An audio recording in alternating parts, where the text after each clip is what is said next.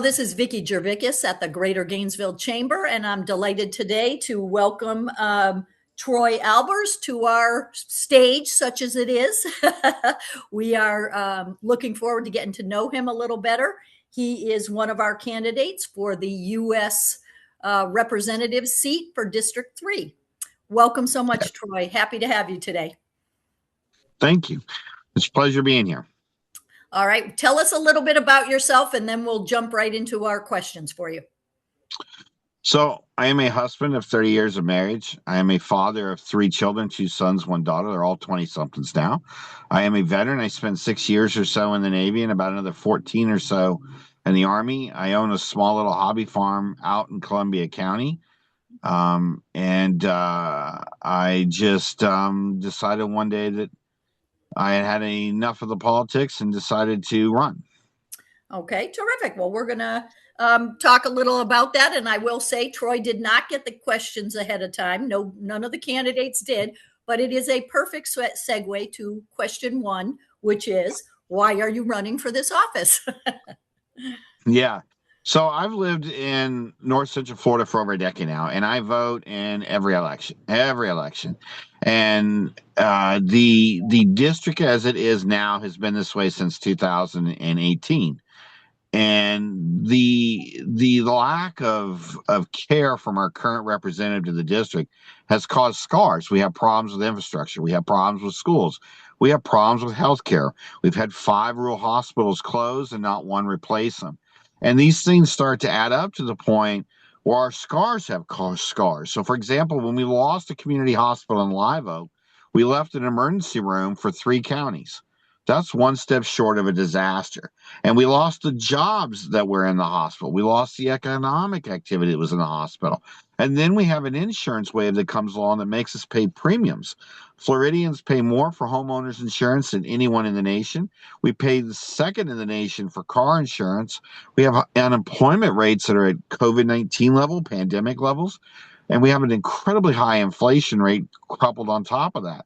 And I don't feel that our current representative is addressing these issues or tackling them. Just last week, we had a housing bill pass the Senate and the House and go to the president's desk. It was a solid piece of legislation. It was bipartisan, and Kat Cammack voted against it. In the rural counties, there are people living in RVs and fifth wheels and sheds in people's backyards because housing is so expensive.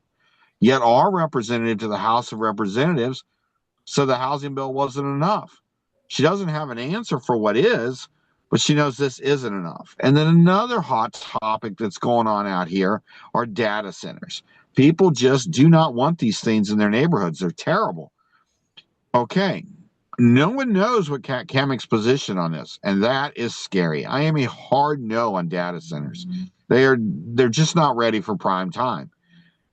Yet it goes on, right? So we had a housing bubble. We have people living in sheds. She votes no on a housing bill. We're not getting served, and that's why I ran. They passed a big, beautiful bill in July. I thought it was atrocious. I couldn't take it no more, so I went down and I filed the papers. Wonderful. Okay, great. Well, now this is, again, a great segue for question 2, which is, what national issue is most pressing to you, and what is its impact on our community? So I think today the biggest issue is the number 1 job in North Central Florida is truck driving. That's how people make their money. And there's nothing wrong with it. Solid days work for solid days pay. That ties into our biggest national problem, which is fuel. Oil, gasoline, and diesel. The oil prices right now are kind of soft. We can't really understand how we're paying what we're paying. And that's because we're drawing oil from the oil reserve. Why we play out this war in Iran that I don't understand. The president hasn't communicated to us, and our representative to Congress, Kat Cammack, has chosen not to tell us about. So we don't understand the war. We don't understand the billions that are going on. There's a disruption to our oil supply system. We're drawing oil out of the reserve to the point that we're at a 1982 level. And now what comes next, right? We're on a cliff. We don't get to know what the cliff is. We don't get to know any of the facts. And I think that's the biggest pressing issue right now. You could wake up tomorrow and fuel could be $8 a gallon. Or you could wake up tomorrow and it's the same price. We have no idea what's going on.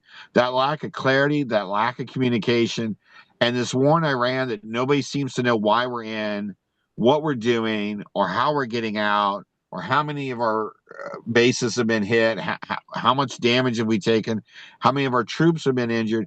We don't seem to have any information, but it keeps going on. And I think that is the pressing issue right now in the district because it's a proverbial cliff. You have no idea what's coming tomorrow. Okay, very good. For question 3, I have inequity continues to plague our region and the nation. What factors are the most significant contributors, and what do you think Congress can best do to affect change? So inequity deals a lot with the division of incomes in our labor force. And one of the biggest problems that we have seen recently in the changes we've seen in the labor force, well, Donald Trump did it last year. He signed an executive order prohibiting unions from bargaining, from collective bargaining agreements. So we've had this anti-labor movement coming out of the Republican Party. This has been the problem that has accelerated inequities because we no longer have somebody looking out for the labor side of this market. The employers are free to go, and that has caused a huge problem. So I think we need to get back to doing some things. Kat Kamik has voted to get rid of some labor laws from the 1930s. I think they need to be strengthened and reinstated. Politicians come and go. Administrations come and go. Unions are here forever.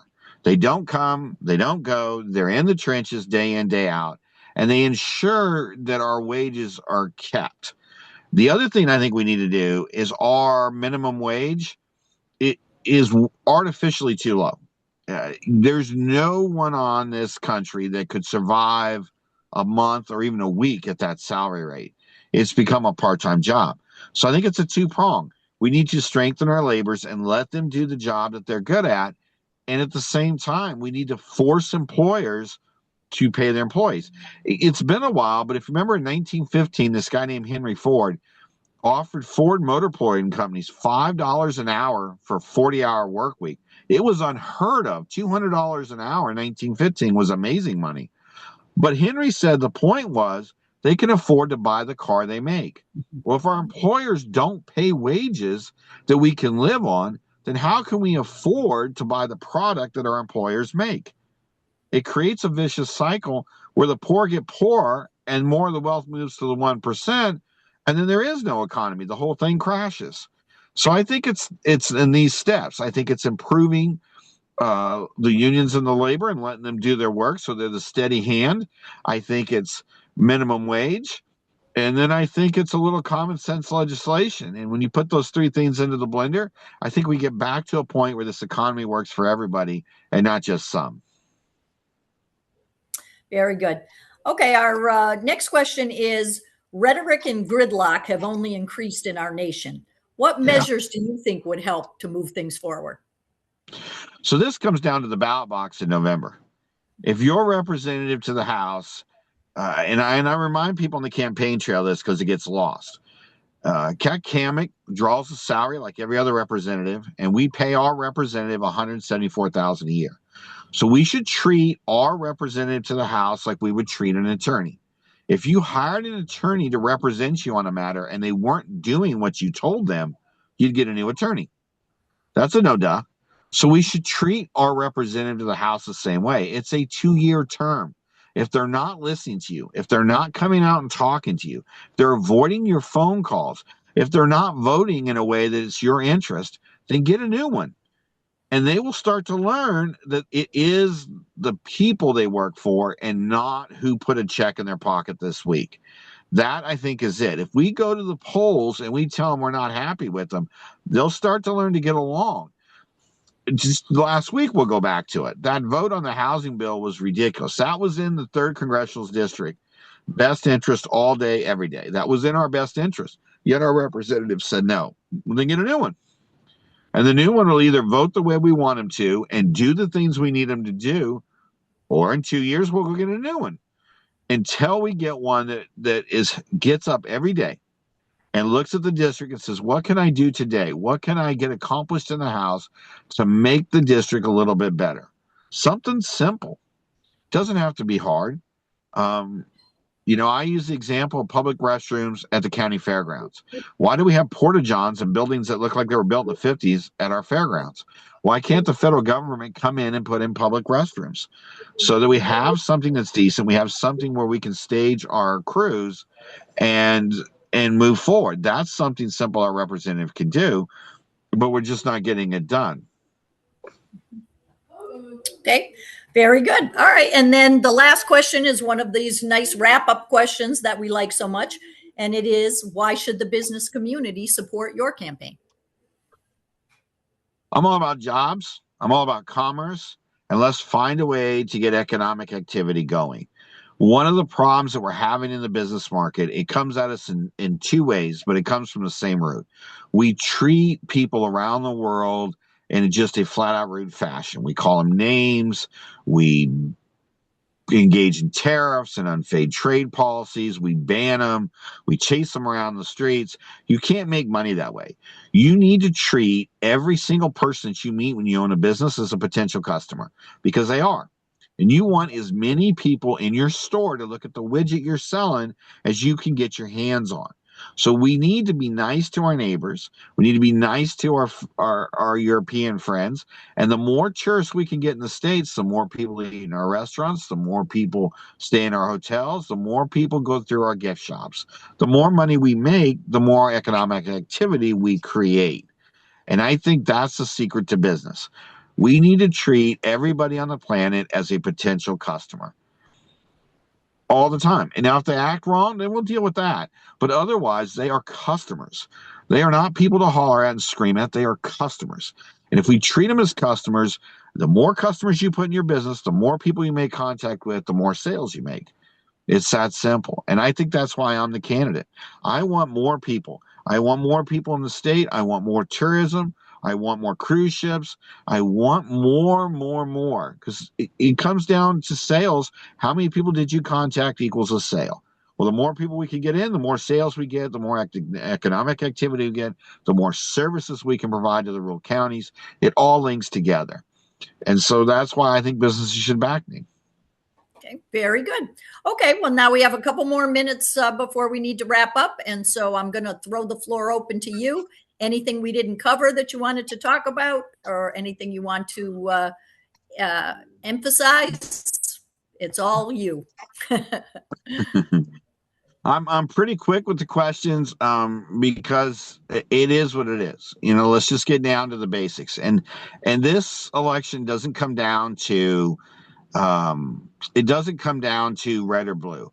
It comes down to three things. People need the ability to put a roof over their head, food on their table, and clothes on their babies' backs. And that is not happening today. People cannot do it. People are living in recreational vehicles and sheds in people's yards because they can't put a roof over their head. People are shopping and getting donations to put clothes on their babies' backs. And they are struggling in the grocery stores to put food on their table. There's just no way that this can move forward until we address those three things. Now, once those things got done, then we can get to politics. But this election to me is a business decision. We can't live like this. We shouldn't have to live like this. And we have choices. And this August 18th, you're going to get a choice on the ballot. There are 4 Democrats running in this race. I'm the only rural Democrat. And I understand this race a lot better than the other 3. So I think I'm your only choice, and I think I am the right candidate for the representative. I want to get up every day, and I want to find a way to make your life just a little bit better than it was yesterday. Just that slight improvement. And I think that's what we need in that seat. And then we move forward. Okay, very good. All right, well, I'm going to take a minute to emphasize one of the things Troy said, and that is that we as a community have the power to have the people that we want representing us. And how we do that is making sure we get out and vote. And so at the Greater Gainesville Chamber, we're all about the community and making the community better. And so it is on us to make sure Tuesday, August 18th, we make our voice heard. So we encourage everyone to do that. We appreciate very much, Troy, you spending some time with us today. Thank you so much. Thank you. Good luck out in the campaign trail.